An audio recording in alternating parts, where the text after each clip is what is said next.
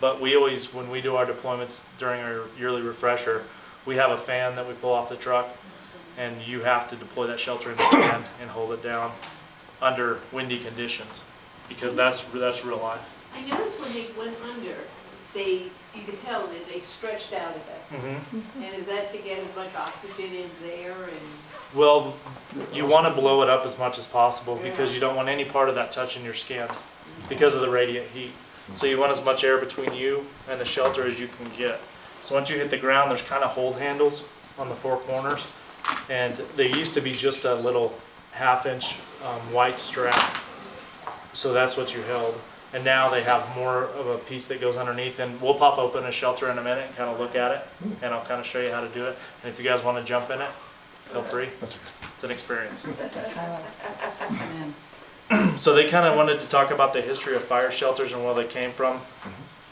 So rather than reinvent the wheel, I went on and I found a slideshow that's already got it on there, so I don't have to rewrite the whole thing. Let's go with this one. That'll be a little bit better. So I have all the notes on here. It wasn't a true slideshow. I apologize for that. So there was a fire in 1804 that was going so fast that it burned over a family. One of the boys that was running from the fire jumped underneath a buffalo pelt. Green, I assume, means it was still kind of moist and wet. I'm not sure. I haven't been a buffalo hunter. So I'm assuming that that's what that means. And they say the grass where the boy was underneath that was still green. So that pelt protected him from the fire that was blowing across the prairie. Which is a grass fire. You know, a grass fire is going to move fast rather than linger. So something blowing right over a buffalo pelt is easy to imagine because it's just going to blow right by him, especially if there's moisture between. The other problem with moisture between you and that shelter is radiant heat turns that into steam. So once it steams, then you're going to get steam birds on you as well. I think it would cool you. No. It's not. Nope. It does Steam for a minute, expands it does at for a minute or two, and then it's over. Moisture expands at 1,400 times I know. to 1. So you can imagine how much heat that creates. So the Australians are the first that came up with fire shelters, which we'll talk more about that a little later because I got intrigued about Australians and Australia fires. They don't use fire shelters now. So we can kind of talk about that. So the United States Forest Service bought 6,000 shelters in 1967. We all know GSA. A lot of us work at the lab, so we know what GSA is. Anybody don't know what GSA is? No, you know what it is? Yep. So it's like a general contract of anything that's under general services, what? Administration. Administration. So they sell things to the government. The government buys them in bulk. Fire trucks to screws. And it's one price. Does the whole deal. So in the 80s, toxicity was a big problem between the layers, and I'll kind of show you that in a minute. So there's two layers. There's an inner layer and an outer layer, but the glue that they were using was toxic, so they wanted to change the way that was. Hold down flaps came in later. A redesign effort was in the 90s, and I actually got to live through it. I was just talking to somebody about that the other day. So the old style fire shelter, they redid them in like 2006, 2005, 2006. So this is the old style before then. And that is this one right here. So this is the old style of how wide it was, and this is the new style. So you can kind of see the difference of how thick they are and how much bigger they are. Is there a big weight difference? No, not huge. No, if you guys want to look at them, you can check those out and pull them out. They're pretty heavy to schlep around. Yeah, well, wait till you hold my At least bag. It's about 50 pounds. You guys can do it. That's a lot of weight. Yeah. So essentially it's fiberglass in between two sheets of aluminum This foil. is the new one. Okay. This is the old one. That's the new one. Oh, no, this The is wider heavy. one, that's the new one, yes The ma'am. wider The new one one. is the new Oh, one. this is the new one. Yes ma'am. Heavy. Yes ma'am. Yeah, it's pretty heavy. This is heavy. Yeah. Oh my gosh. So shelter testing involved a lot of people. Everybody knows Underwriters Laboratory has a lot to do with testing in this country. Storm King Mountain, there was a huge fire at Storm King in 1996 that killed about 12 firefighters. And that's up by Glenwood Springs. If you ever get a chance to go by Glenwood Springs, there's a huge memorial.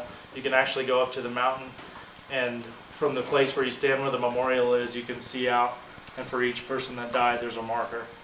And you can walk out and look at all that stuff. Missoula Fire Science Labs is in Missoula. That's where we do a lot of our fire testing for the fire service. The Forest Service does a lot of stuff out there.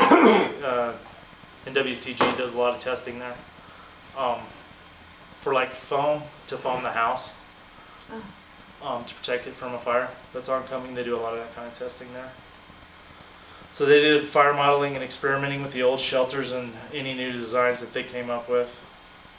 Well, sooner or later, there's gonna be a fire intensity that doesn't matter what you have, you're toast, literally. Oh, yeah. So is there a break point saying, okay, you're not gonna be here if the fire gets to beyond a certain intensity, and how do you measure that?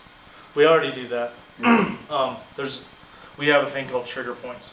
So Yeah. if we're out during the day and we go out in the morning and it's 60 to 80 degrees, Yeah. humidity drops during the day, always does. Wind picks up in the afternoon. Sometimes storms are built in the afternoon, and everybody know what a dry lightning storm is, Yeah. where you get dry lightning and no rain.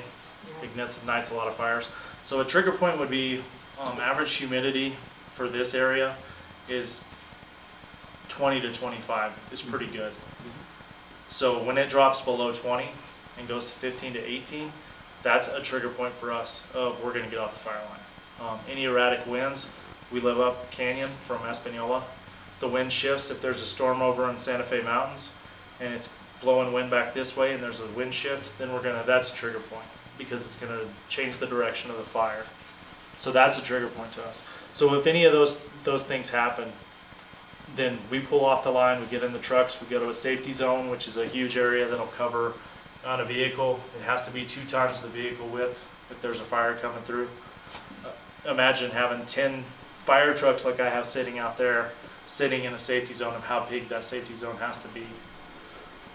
So then we talk about what we're going to do, select a different strategy of how we're going to go back and attack the fire after it's blown out of wherever the lines are, and then we do it again. Does everybody know what a red flag warning is? Like high winds or Yeah. high fires? So Fire low danger. humidities, high chance of, we call it an LAL, it's how much lightning is going to happen during the day with a storm, with no rain. A Haynes index is an index that shows how unstable the area is from the ground up to 30 to 50,000 feet. So when the Cerro Grande happened, or even when the Los Conchas happened, remember how the fire plumes? So stable and unstable, it creates that plume and makes it so it just creates its own weather and does its own thing at that point. So red flag warnings are definitely a trigger point for us not to be on the fire line. And sometimes you have to be, and sometimes it's one of those things.